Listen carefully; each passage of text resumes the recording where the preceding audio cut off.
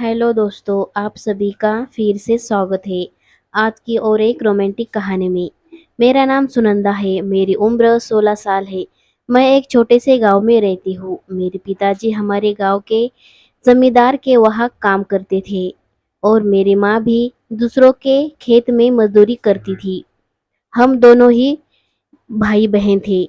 मेरे बड़े भाई का नाम प्रकाश था। प्रकाश मुझसे 4 साल बड़ा था। पिताजी और माँ ने उसे बहुत ही मेहनत करके पढ़ाया लिखाया था और शहर भेज दिया था क्योंकि वो कोई अच्छे से नौकरी कर सके। जब प्रकाश गया तो फिर दोबारा लौटकर कभी वापस नहीं आया और उसने एक ही बार खत लिखकर कहा कि मैं कभी गांव नहीं आऊंगा क्योंकि मैंने शहर के एक ऊंचे खानदान की लड़की से शादी कर ली है।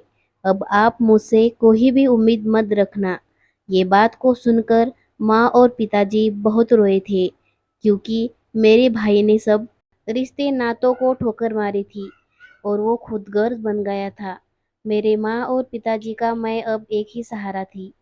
अब वो दोनों मुझे ही देखकर जी रहे थे।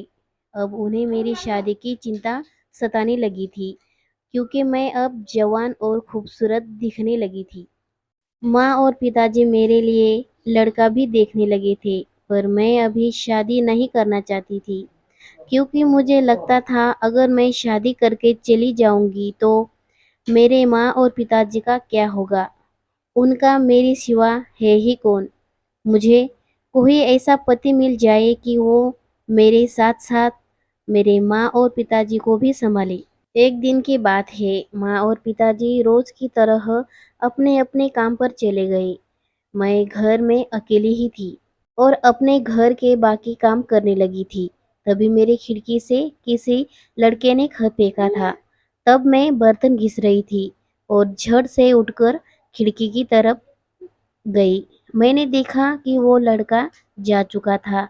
मैं उसे देख भी नहीं सकी। फिर मैंने उस खत को उठाया और पढ़ने लगी।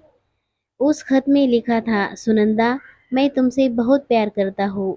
मैं तुम्हें रोज देखता हूँ, पर मेरी कभी हिम्मत ही नहीं हुई तुमसे कहने की। इसलिए मैंने तुम्हें अपने दिल का हाल खत के जरिए बताया। मुझे गलत मत समझना सुनंदा। मैं तुमसे बहुत प्यार करता हूँ और हमेशा करता रहूँगा। अगर तुम्हारी हाँ है तो ही मैं तुम्हें अपनी शक्ल और नाम भी बताऊंगा और तुम यही कागज को अपने घर के आंगन में रख देना। अगर नहीं तो इस खत को कागज समझकर फाड़ देना। मैं तुम्हारे जवाब का इंतजार करूंगा। इस अनजान लड़के का खत पढ़कर मेरे अंदर भी वो वाली फीलिंग जाग उठी थी क्योंकि मेरे ऊपर भी सावन चढ़कर भरा हुआ था और मैंने उस खत में लिखा कि तुम पहले मेरे सामने आओ तो मैं तुम्हें मेरा जवाब सुनाऊंगी। और फिर से मैं उस खत को लेकर घर के बाहर आई और उस खत को अपने आंगन में रखकर फिर से वापस अपने घर में आई। और फिर मैं बर्तन धोते हुए सोचने लगी, आखिर वो लड़का कौन था जो मुझे इतने दिनों से देख रहा था और मुझे इस बात की कभी भनक भी नहीं लगी। खैर, वो लड़का देखने में कैसा होगा और सुंदर होगा या नहीं, ना जाने कितने सवाल मेरे दिमाग में घूम रहे थे। मैंने पूरे बर्तन धोकर रख दिए और सोचा क्यों ना एक बार आंगन में देखकर आती हूँ कि उस लड़के का क्या जवाब आया था। ऐसा सोचकर मैं जब घर से बाहर आई तो मैंने देखा कि उस लड़के ने एक और खत वहां पर रखा हुआ था। मैंने उस खत को उठाया और पढ़ने लगी। उस खत में उस लड़के की तस्वीर और नाम भी लिखा हुआ था।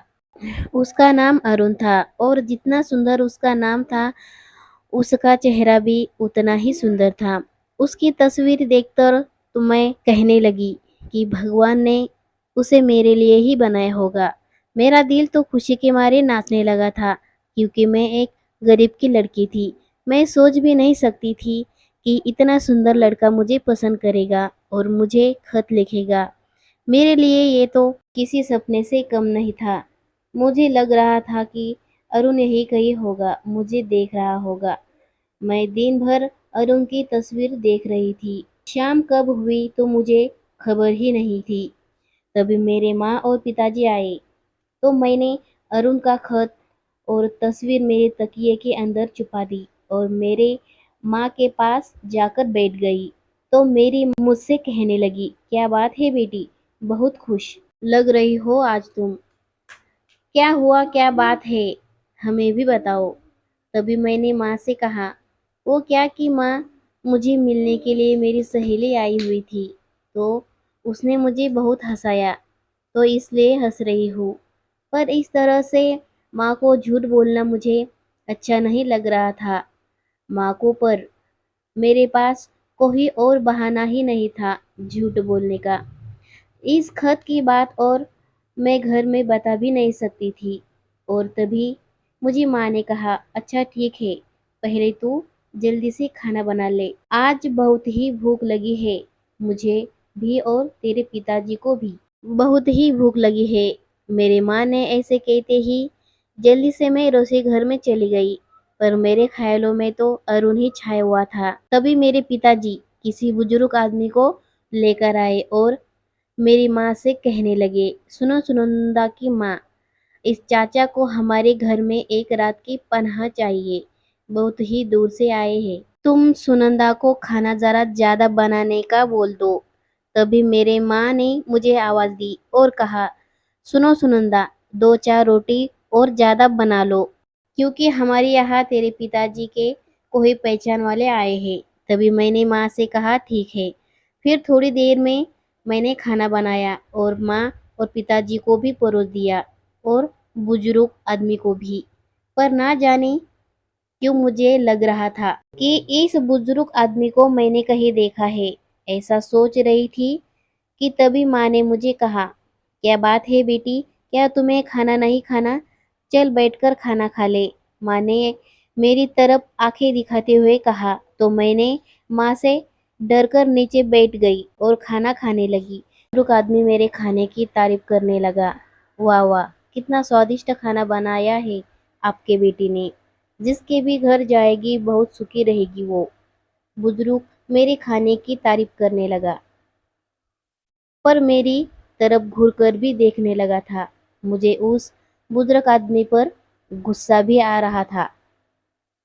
मैंने खाना खाया और अपने कमरे के अंदर चली गई।